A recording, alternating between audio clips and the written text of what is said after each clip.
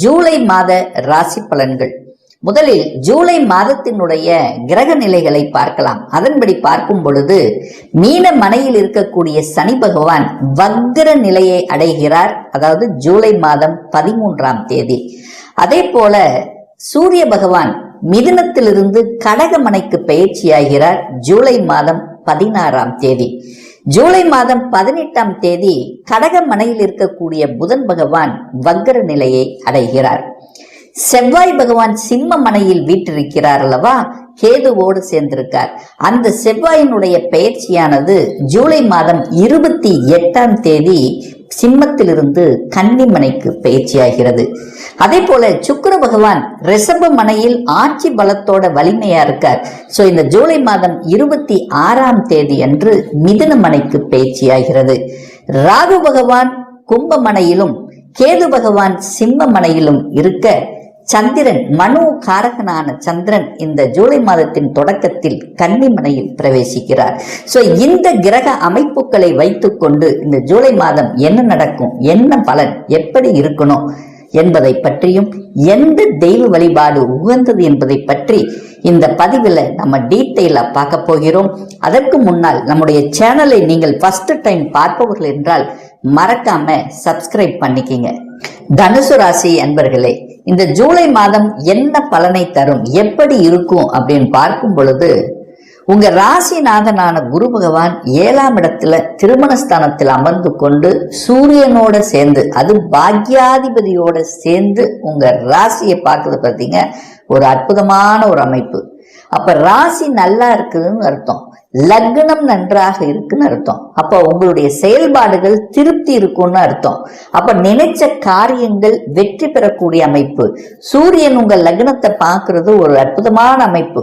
பிரகாச, அதாவது சூரியன் ஒளி, அந்த ஒளி பிரகாசம் அப்படிங்கிறது இந்த மாதம் திருப்தி இருக்கும். சூரியன் எப்படி ஒரு இடத்துல நிக்காம ஓடிக்கொண்டே இருக்கு அப்படியோ அதே மாதிரி நீங்கள் அப்படியே ஓடிட்டு இருப்பீங்க, செயல்பட்டு கொண்டிருப்பீர்கள். சூரியனை போல வில் பவர்ங்கிறது இருக்கு. தன்னம்பிக்கை அப்படிங்கிறது அதிகமாக இருக்கும் இந்த மாதம்.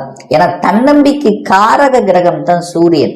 அந்த சூரியனுடைய பார்வை ராசி லக்னத்தின் மீது, ராசியின் மீது பதுவது ஒரு அற்புதமான ஒரு அமைப்பு. அதே சமயத்தில் அந்த அரசு சார்ந்த விஷயத்துல அனுகூலம் கிடைக்கும். அது எப்ப வரைக்கும்னா இந்த மாதத்தினுடைய மிட் வரைக்கும் தான். அதற்கப்புறம் சூரியன் 9ஆம் இடமான அந்த சூரியன் 9ஆம் அதிபதியான சூரியன் போய் 8ல மறையுது. அப்ப முதல் ஆஃப் உங்களுக்கு பிரமாதமாக இருக்க போகுது அப்படின்னு நம்ம சொல்லுவேன். இந்த ஜூலை மாதம் 2 கிரகங்கள் வக்ர நிலையை அடைகிறது. யார் யார் வக்ர அடைகிறது? தனஸ்தானத்தின் அதிபதி, தனத்தை கொடுக்கக்கூடியவன், முயற்சி ஸ்தானத்தின் அதிபதியாக இருக்கக்கூடிய சனி பகவான் 4ஆம் இடமான சுகஸ்தானத்தில் அமர்ந்து கொண்டு இப்ப வக்ர நிலை அடைகிறார். அப்போ 2ஆம் அதிபதி வக்ர ஆகும்போது குடும்பத்தில் பிரச்சனையாக இருக்கின்றவர்களுக்கு தீர்வு கிடைக்கக்கூடிய ஒரு காலகட்டமாக இந்த மாதம் தொடக்கம் அமையும். அதாவது எப்ப வக்ரமாகுது? 13/7/2025.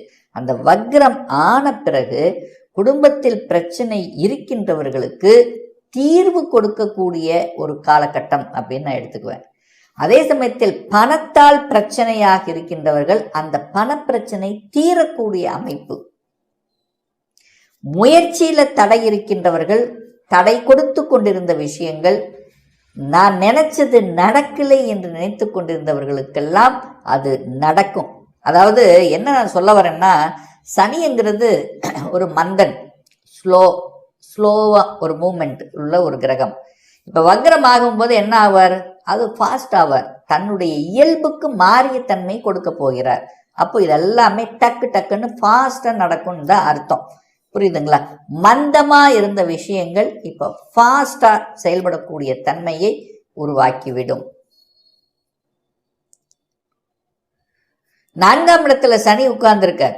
4ஆம் இடத்துல சனி இருந்தாலும் அந்த இடத்துல ஒரு கெடுதல் இருக்குன்னு அர்த்தம், ஒரு ஸ்லோ இருக்குன்னு அர்த்தம். வீடு வாங்கணும், வாங்க முடியாமல் இருக்கிறது, தடையா இருக்கிறது, யோசிச்சுட்டு இருக்கிறது, பழைய வாகனம் வாங்கலாமா, புதிய வாகனம் வாங்கலாமா, இல்லை புதிய வீடு வாங்கலாமா, இல்லை பழசையே ஆல்ட்ரு பண்ணி அப்படி இப்படின்னு பண்ணிக்கலாமா, இப்படி எல்லாம் இருந்தவர்களுக்கெல்லாம் விடை கொடுக்கும், தெளிவா முடிவெடுப்பீங்க.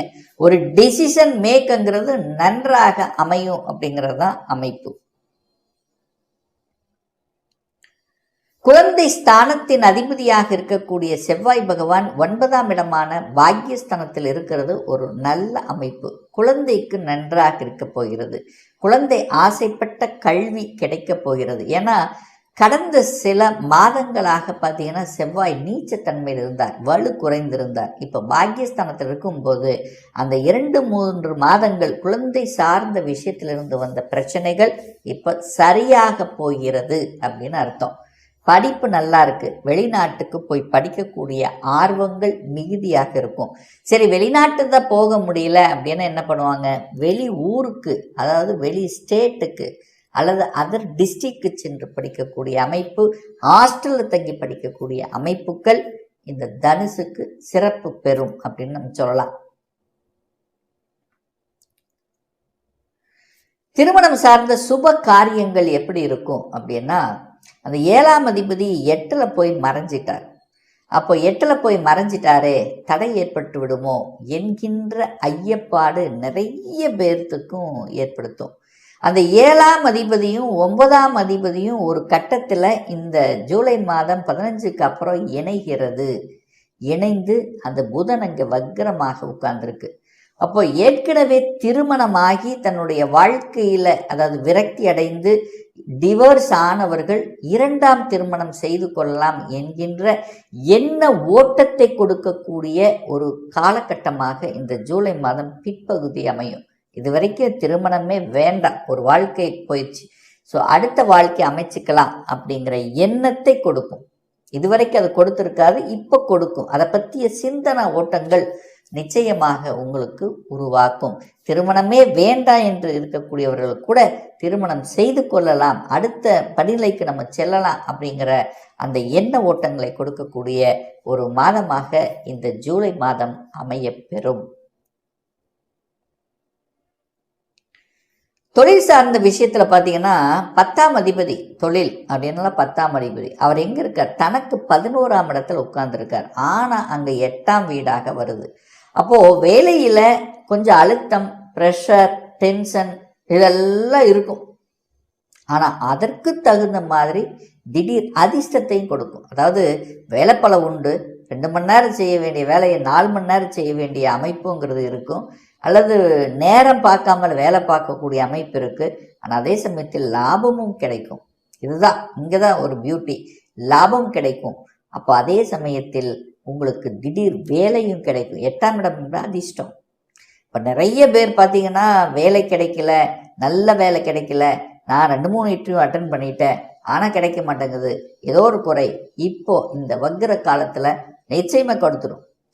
அதாவது கெடுத்து கொண்டிருந்த விஷயங்கள் இப்போ கொடுத்துரும் அப்படிங்கிறது தான் அமைப்பு. அப்போ ஒரு சில தனுசுக்கு பார்த்தீங்கன்னா சொந்த தொழிலை செய்யலாம் என்கின்ற தன்மை உருவாக்கும். மறைந்துள்ள சில ஞானங்கள், அதாவது மறைஞ்சுள்ள சில விஷயங்கள் உங்கள் கண்ணுக்கு புலப்படக்கூடிய காலகட்டமாக அமையும். ஏன் இது நடக்குது, ஏன் நடக்குதுன்னு தெரியாமல் இருந்த சில விஷயங்கள் உங்கள் கண் முன்னே இதுக்குத்தான் தடை, இப்படித்தான் ஆச்சு, இதுதான் காரணம், யார் எதிரி, யார் நமக்கு துரோகம் பண்ணுறாங்க, யார் கூட இருந்து குளிப்பறிக்கிறாங்க, இந்த மாதிரியான அத்தனை விஷயங்களும் உங்களுக்கு காண்பித்து கொடுக்கக்கூடிய ஒரு மாதமாக இந்த ஜூலை மாதம் நிச்சயமாக அமைய பெறும். இதில் எந்த மாற்று கருத்தும் கிடையாது. லாபஸ்தானத்தை குரு பார்க்கிறார். ராசி அதிபதி, லக்ன அதிபதியாக இருக்கக்கூடிய குரு பகவான் பாக்யாதிபதியோட சேர்ந்து இந்த மாதத்தின் முற்பகுதியில் லாபஸ்தானத்தை பார்க்குது. அப்போ லாபம் கிடைக்குமா இல்லையா? நிச்சயமாக லாபம் உண்டு. உழைத்த உழைப்புக்குண்டான பலன் உண்டு. சில நல்ல விஷயங்கள், உங்க குட் நியூஸ் உங்க காதுக்கு விழும். ஏன்னா 11ஆம் இடம்ல ராசி அதிபதி 11, நீங்க 11ஆம் இடத்தை பார்க்குறீங்க. முயற்சி, உங்க முயற்சியால் லாபம் உண்டு, உங்களுக்கு கீர்த்தி உண்டு. இளைய மூத்த சகோதரர்கள் மூலமாக சில நன்மைகள், நீங்க அவங்களுக்கோ அல்லது அவங்க உங்களுக்கோ சில விஷயங்கள் நன்மை தரக்கூடிய சில விஷயங்கள் உங்களுக்கு நடக்கும். இதுல எந்த மாற்று கருத்தும் கிடையாது. அதே சமயத்தில் தொழில்ல ஒரு லாபம் கொளிக்கணும், தொழில்ல நல்லா இருக்கணும், தொழில்ல ஒரு அடுத்த பரிணாமத்துக்கு செல்லணும் அப்படின்னா நீங்கள் வழிபடக்கூடிய தெய்வம் அட்லீஸ்ட் ஒரு தடவையாவது, சப்போஸ் உங்களுக்கு ஒரு புதன் தசை நடக்குது அல்லது புதன் புத்தி நடக்குது அப்படின்னா நீங்கள் மதுரை மீனாட்சி அம்மனை சென்று வழிபடும் போது நிச்சயமாக தொழில் முன்னேற்றத்தை கொடுத்தே தீரும். அதுல எந்த மாற்று கருத்து இல்லை. பெண்டிங் இருந்த விஷயங்கள், தடை இருந்த விஷயங்கள் அப்படியே அழிந்து போகும். ஸோ மதுரை மீனாட்சி அம்மனை ஒரு தடவையாவது, யாரெல்லாம் தனுசு ராசி தனுசு லக்ன அன்பர்கள் புதன் திசை அல்லது புதன் புத்தி நடக்குமேயானால் வழிபட்டீங்கன்னா தொழிலில் ஏற்றத்தை கொடுக்குங்கிறதுல எந்தவித மாற்று கருத்தும் கிடையாது.